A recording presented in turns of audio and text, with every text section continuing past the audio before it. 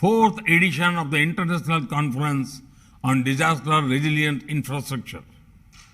At the outset, we must remind ourselves that the solemn promise of the Sustainable Development Goals is to leave no one behind. That is why we remain committed to meeting the needs of the poorest and the most vulnerable by building the next generation infrastructure to realize their aspirations.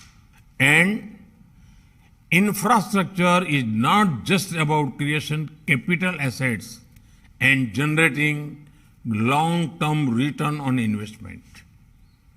It is not about the numbers. It is not about the money.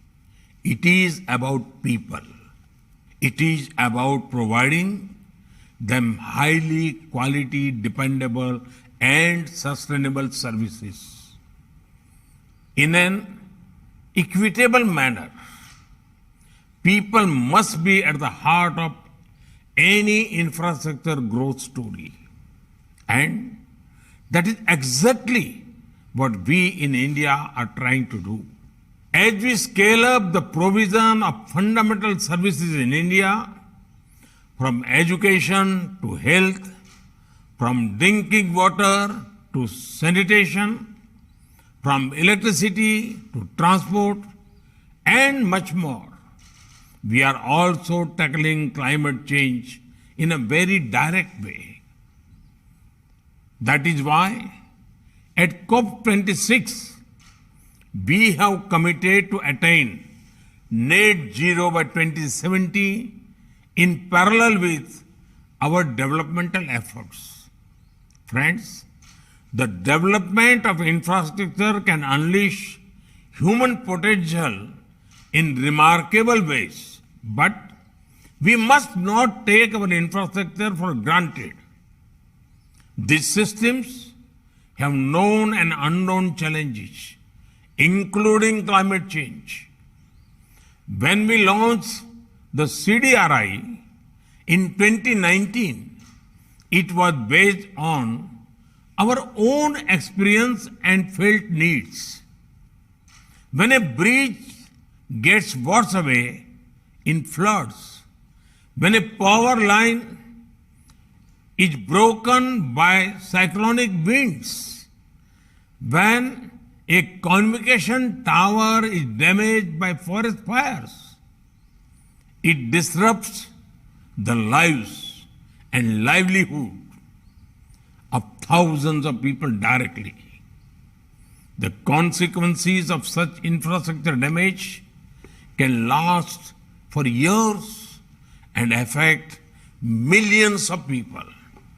So, the challenge before us is quite clear. With modern technology and knowledge at our disposal, can we create resilient infrastructure that is built to last? Recognition of this challenge underpins the creation of the CDRI, the fact that this coalition has expanded and received wide support from across the world indicates that this is our shared concern. Friends, in the short time of 2.5 years, the CDRI has taken important initiatives and made valuable contributions. The initiatives on infrastructure for resilient island states that were launched at COP26 last year is a clear expression of our commitment to work with small island countries. CDRIs work on strengthening the resilience of power system has already benefited communities in coastal India by reducing the duration of power disruption during cyclones. As this work progresses to the next phase, it can be scaled up to benefit over 130 million people who are exposed to tropical cyclones every year. CDRIs work on resilient airports is studying 150 airports around the world. It has the potential to contribute to the resilience of global connectivity. The global assessment of disaster resilience of infrastructure system that is being led by CDRI will help create global knowledge that would be immensely valuable. CDRI fellows from across the member states are already producing solutions that can be scaled up.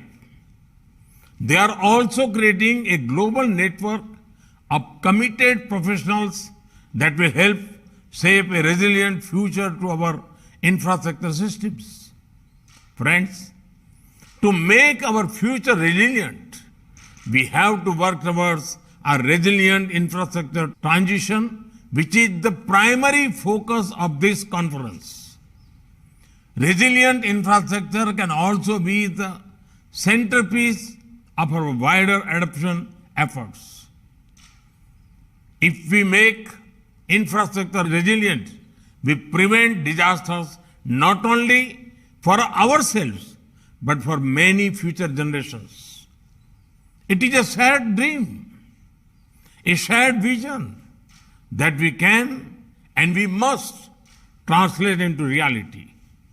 Before I conclude, I would like to congratulate the CDRI and the United States government for co-hosting this conference.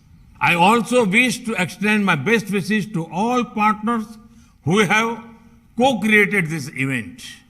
I wish you all fruitful deliberations and productive discussions. Thank you. Thank you very much.